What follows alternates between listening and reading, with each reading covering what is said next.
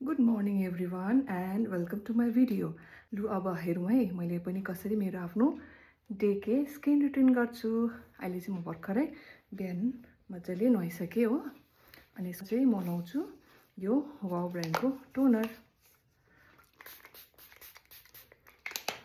यसलाई एकछिन अब्जर्भ हुनु टाइम दिनुपर्छ स्किनमा हो।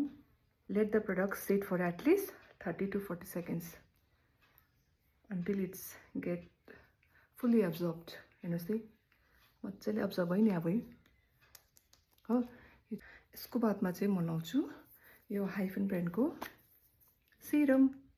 जति पनि प्रडक्ट्स मैले यसमा युज गरेको छु त्यो चाहिँ मेरो कम्बिनेसन स्किनको लागि हो है, किनकि मेरो फेस चाहिँ कम्बिनेसन टाइपमा आउँछ। अनि स्किन चाहिँ कम्बिनेसन भनेको चाहिँ कस्तो हुन्छ भन्नुहोस् त, यो टी जोन यति एरिया चाहिँ ओइली हुन्छ अनि अरू साइड चाहिँ ड्राई हुन्छ। यसको बादमा चाहिँ म लगाउँछु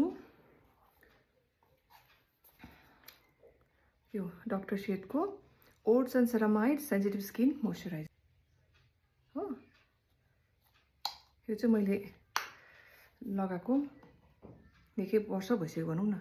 हेर्नुहोस् है यो पनि एकदमै जेल टाइपमा छ हो, थिक छैन, एकदमै मजाले स्किनमा अब्जर्भ हुन्छ।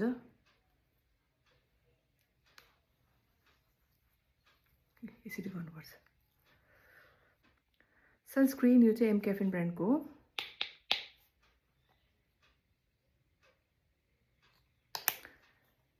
सनस्क्रिन चाहिँ एकदमै तपाईँले लाउनै पर्छ, this is mandatory.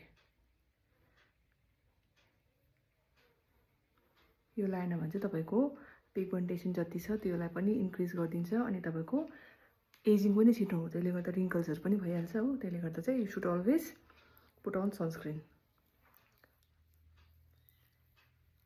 Skin care चाहिँ मैले गरिसकेँ अनि अब now it's time for the lips. अनि लिप्सको लागि चाहिँ म लाउँछु यो चाहिँ भ्यासलिनको लिप थेरेपी, किनकि विन्टरमा चाहिँ एकदमै ड्राई हुन्छ। So you should take care of your lips. Thank you for watching my video and यदि तपाईँलाई मेरो भिडियो मन पर्दैछ भने काइन्डली फलो अनि सेयर गरिदिनु होला। अनि लु त है तपाईँहरूलाई नेक्स्ट भिडियोमा भेट्छु। Okay, thank you and tata bye by.